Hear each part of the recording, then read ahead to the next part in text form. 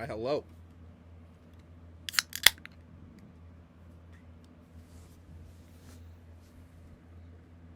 So, how about that win, Vikings fans? Again, like I say, that was a heck of a way to start the season. 1-0, taking down a division rival. And, well, a perennial NFC favorite. And not to mention, you made them look frustrated, flustered, and all sorts of just unprepared. But, yeah. Huge statement win there, fellas. Huge statement win. So, with that said, where do we go to next? Well, Monday Night Football. Philadelphia, Pennsylvania. Vikings at the Eagles.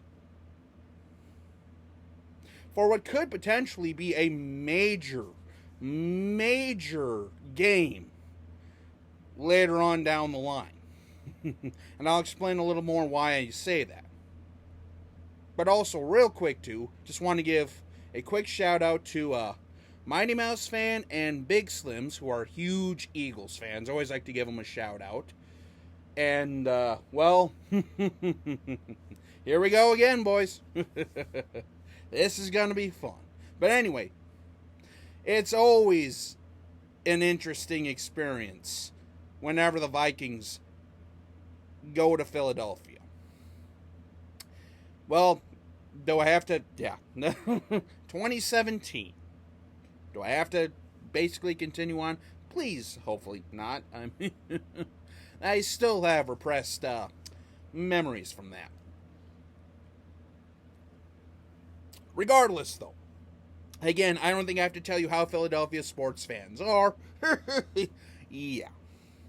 And not to mention, too, Jalen Hurts, A.J. Brown, Devontae Smith, Miles Sanders, a very solid secondary anchored by James Bradbury, big play Slay, and some very good linebackers. However, though, their defensive line depth has taken a hit with Derek Barnett going on IR.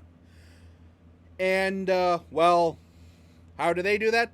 Well, ironically enough, pulling a very, very, very, very common play by plucking one of the Vikings' practice squad defensive linemen. I want to say it was Deshaun Bauer, if I remember right. Regardless, though. So expect Anthony Harris to reunite with the Vikings, well, probably by tomorrow. Hey! Why not, right? Anyway, back to this matchup here. So, obviously, we'll go ahead and start with this, because let's just say defense, this right here, my Jared Allen jersey, I'm rocking. This right here will be the key to who wins. Which defense shows up? Because, again, Jalen Hurts, Devontae Smith, Devontae Smith, A.J. Brown, Miles Sanders, I mean, they got some studs. So our defense is going to have to be on their toes. Za'Darius, Daniil, Harrison Phillips, we're going to need you boys to get after it.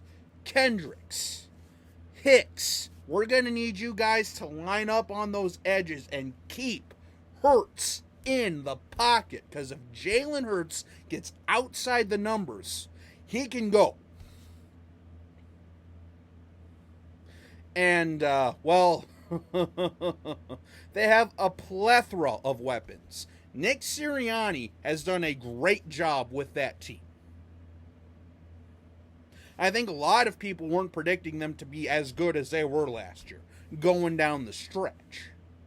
But Again, this is a major test for the Vikings because this is going to be arguably their toughest game on paper between now and I'd say the Dolphins.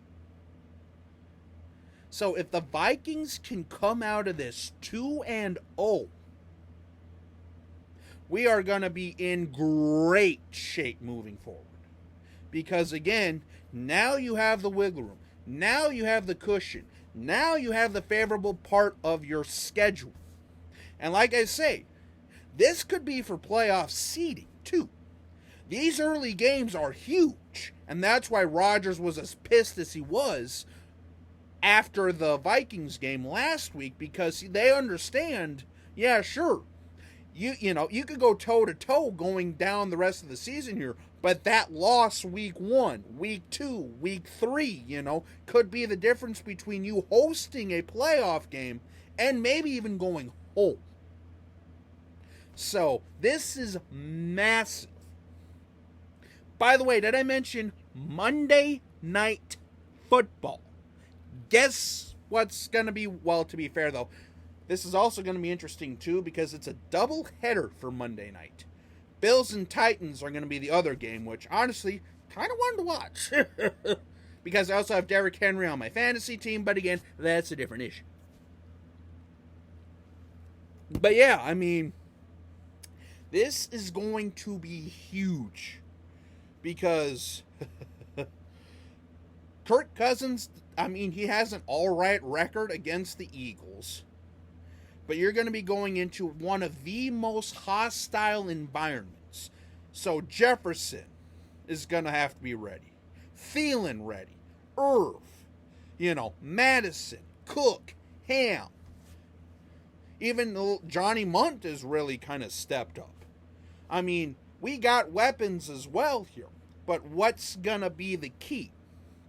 Because last week, it was the air raid boom, boom, boom, boom, boom, boom, boom, boom, boom style offense up and down the field that opened up those running lanes for Madison and Cook later in the game. Now, are we going to be more reliant on the running game, or will the passing game rear out and basically show up again for the second week in a row? Well, that'll remain to be seen, but again, a big depth piece for the Eagles' defensive line is out. And, well, again, depth is huge. Especially the trenches are going to be a main focus for this game because, again, of just how high-powered both of these offenses can be. And maybe one offense that was a little more of a surprise than even I was thinking. I mean, good Lord, I wasn't expecting us to come out as hot as we were.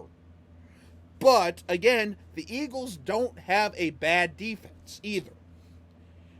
The Vikings and the Eagles are very similar in the fact that they have, you know, good depth, good teams, quarterbacks that are unproven. And they have rosters that can make big pushes and make postseason runs. By the way, do I have to go back to 2017 again?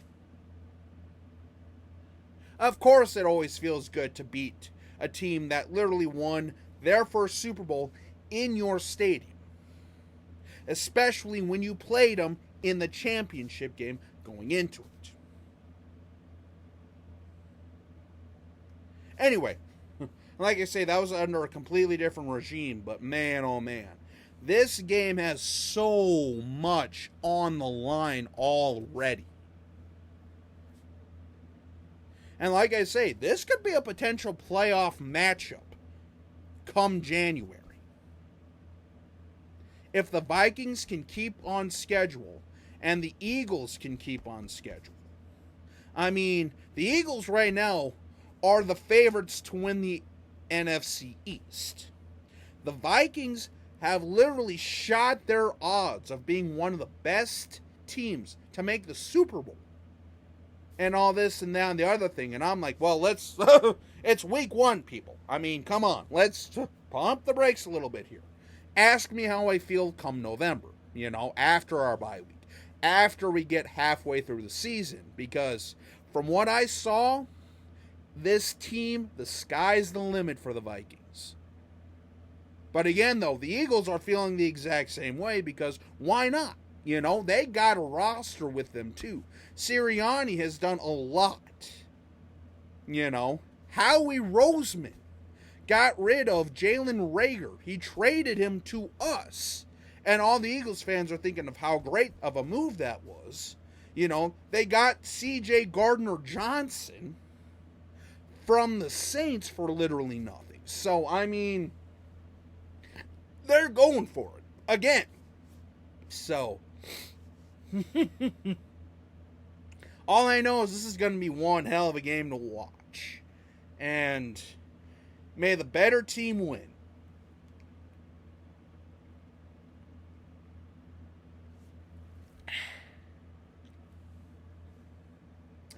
But yeah, I mean, again, as I just said earlier, this could be a playoff implication type of game early on for us.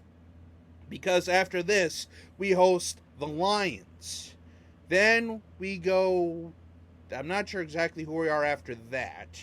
No, that's right, because then after that, we go to play the Saints in London.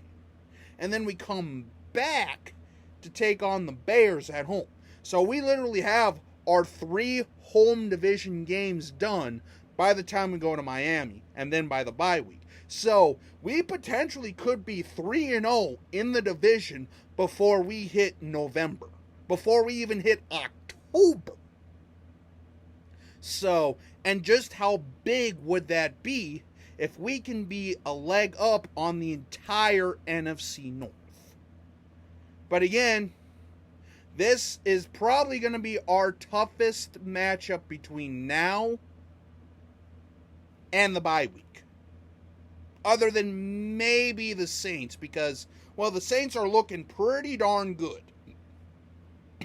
But again, we're going to be playing them in London. So, who knows? This is going to be interesting, so. Whew. I'll tell you what, though, man, I'm so excited to be a Vikings fan, and it's been a few years since I've genuinely felt this way about this team. So, until we meet again, this is Jacob. Have a good one. Skol.